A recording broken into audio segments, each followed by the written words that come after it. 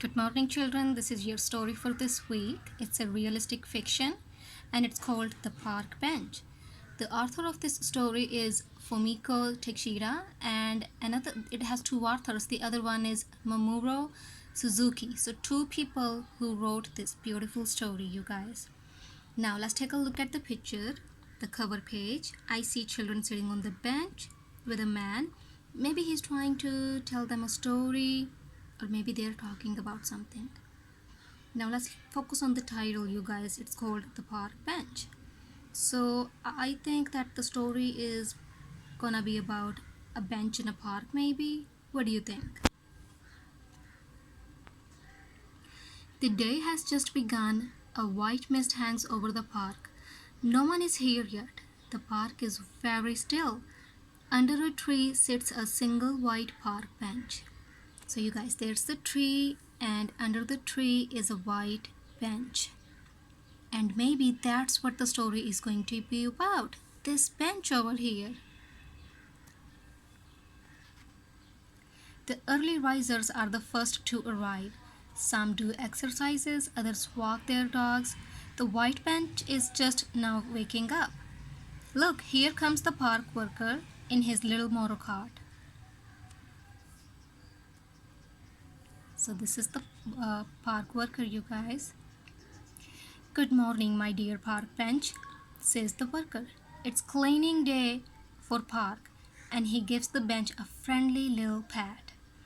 Children pass by on their way to school. Adults pass by on their way to work. The town is becoming lively. That means people are just beginning to wake up. Some are going to school, some going to offices, and some children going to school. Here comes an old man, taking his walk. He moves very slowly, leaning on his cane. He stops to smell the flowers and then to feed the birds. He's not in any hurry. Now it's time for a rest, says the old man. He sits on the white bench. The perfect bench is just the right place, he thinks. Along comes a mother and her baby. Let's sit in the sun, she says. The white bench is bathed in the sunlight. Dada, the baby babbles. Goo goo, the old man replies. What can they be talking about, you guys? Do you think the old man understands what the baby is saying?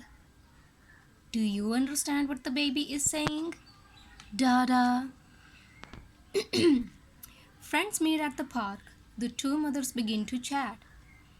They talk on and on, chitter chatter, until it's time to eat.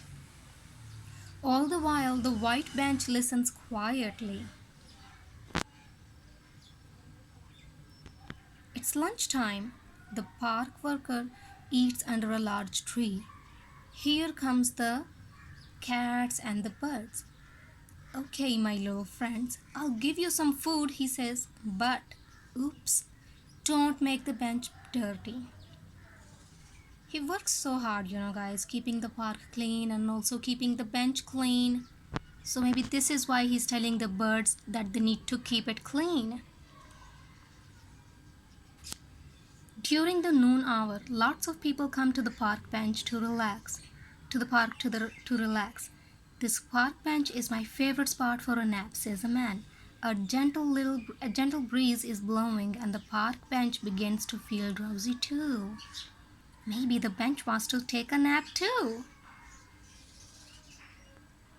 A young man waits for his friend who is late. Let's meet in the park at White Bench, they had agreed. But now, where can she be? Wait, who left a book on the bench? The park worker wonders.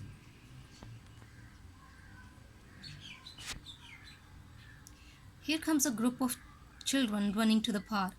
This is the liveliest time of the day. What are we going to play today? Asks one child. Let's talk it over. What do you think they're gonna play? All of a sudden, the white bench becomes a house. Now it's a castle, then an island, now a boat, now a train, then a station, and then it's even a park bench again. Flip flop, flip flop. Uh-oh, here it comes, says the worker to himself. Suddenly it begins to rain. Everyone runs for the shelter. Everyone except, of course, the white bench. The rain has stopped. Now the sky is bright. The wet flowers and grass glisten. You're soaking wet, says the park worker to the bench, as he gently wipes it dry. You're a fine bench in spite of your age, he says. I know you'll last for a long, long time. Now the day is ending. The air becomes chilly. Children wave to each other as they leave for home. The white park bench is perfectly still in the twilight. When the lights go on in the town, the worker's day is done. Good night, my dear white bench, he says. You must be very tired. I'll see you tomorrow. He turns on the lights of his little house, his little motor car, and drives home. The park bench is covered with darkness. Stars twinkle in the sky. No one is here now, and the park is very still. Under a tree sits a single white park bench. Good night. You guys, this was an interesting story, wasn't it? And if we go back to the title, The Park Bench, the story was mostly about the park bench, wasn't it? Now, I want you to think about one thing, you guys. In the story, it said that the bench became a castle, then a station, then a train. I want you to think about that, you guys. How did the bench become that? Why? What happened? Thank you, guys.